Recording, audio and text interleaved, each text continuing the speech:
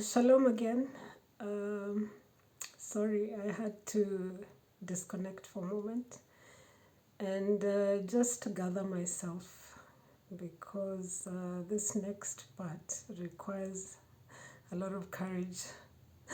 But I thank God for He has not given me a spirit of fear, but of power, of love, and of a sound mind. Amen. So I was saying I hated men. This is because, we were still kids, and it was just me and my brother. I don't know if the other siblings, I think the other siblings had also come. But of course, they were younger because they came after me. And I'm not sure, yeah, what age, but I know we were very young. We were very young, probably below 10. It was just in those formative years, below 10. And as I said, my brother was 2 years older than me. And one day he called me and asked me to play with him. He told me to play, you know how we used to call it in Swahili, we say cha mama and cha baba. Yeah.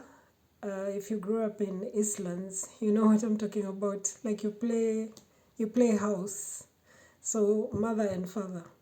So one day my brother called me and said we should play house. So I'm the mother, he's the father. So I went, like it's my brother. Shock on me. Jesus, shock on me. Shock on me. Yeah, I became mother and he was father. So he got, how do I call it? I wanted to say got intimate, but that's not intimacy. That's just, it's abuse. He abused me in the, how do I call it? In the husband and wife kind of way. Yeah. And this really, really, really, really, really, I, I cannot even put into words what that did to me. Yeah. I, my, I think I left my body just so as not to experience what was happening to me. And I had so many questions. I was wondering, okay, what's happening? Why is it doing this to me? I'm in so much pain. It hurts so bad. Why is it doing this to me? Where did he learn this from? I had so many questions. And I couldn't stop him. Like I just remember I've always been very strong because as I told you my training was rough and I learned to do things very early on and I was strong and I could handle myself, I could fight. And I tried my best to stop him, but I couldn't. I just remember being gripped with so much fear. It's like something took over him. A spirit took over him, of course, an evil spirit took over him. And he couldn't stop. And I tried everything I knew how. I tried to talk and say, please, please, I'm not okay with this. If this is what it means to play house, I don't want to play. I don't want to play this game. I don't want to play this game. I don't want to play this game. And he wouldn't stop. He wouldn't. So I just stayed through the whole thing. And it really hurt me so much because that had never happened to me before. And I was in so much pain. And I was like, please, you're hurting me, you're hurting me. And he wouldn't stop. He wouldn't stop. Oh my God. I was so devastated. I was really, really, I actually just, honestly, as I'm saying, I left my body so that I could live through the experience, I could survive the experience. So, and I blocked it out as well. Yeah, after the whole thing, I just made a note to myself and said, I'm never playing a game with him anymore. I'm never playing games with him anymore. I'm never playing that game anymore. And that's it. So I didn't even realize what had happened to me. I just, in my head, kind of like to survive, I entered survival mode. So I just said it was a game gone wrong. I said it was a game gone wrong. So, yeah, let's just move on. And that's what I did. Move on. I never told anyone. Remember, there was no one to tell. Who was going to listen?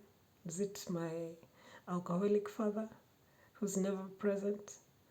Or my angry mother who's angry at the whole world? No one is going to listen. So, what to do? Move on, move on. And I made excuses for it, and I said, you know what? Oh, maybe it just got out of hand. Maybe, I don't know. I just excused it in my head so I could move on. I just said, it just got out of hand. That was not him, it's not like that, and all this and all that. And yeah, so I left it at that. And it made me even, it really affected me psychologically. I think that's where I started now not being able to concentrate in school. It took from me. It took, if anyone has gone through sexual abuse, it takes you. It takes your identity, it takes your purity, your innocence, it takes you. Yeah. It takes who you are. It takes your essence. So I became different on that day, and I just brushed it off. And I said, you know what, let's just move on. And from that day, in the Bible, where one of David's sons raped the sister, graped. I hear in YouTube you're not supposed to say the words. Oh, forgive me. So graped, yeah. One of David's sons sexually abused the sister. And after that, he asked her to go away. And she was like, why are you sending me away? At least let me stay here. As in, sending me away, it's like now you hate me after you've used me. So let me stay with you, love me, like don't send me away. So that's the kind of thing that happened with me and my brother. So he immediately started hating me. And remember, this was in my formative years.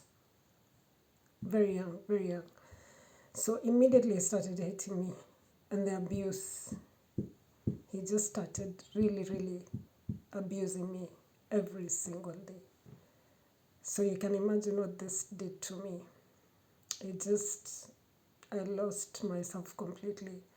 I didn't understand what was happening. I was just like, he's supposed to be my brother, he's supposed to be my protector, but he seems to relish the fact that I'm suffering. He seems to enjoy seeing me suffer. And he would always make my life a living hell. Always, every single day. Every single day. Make my life a living hell in whichever way he could.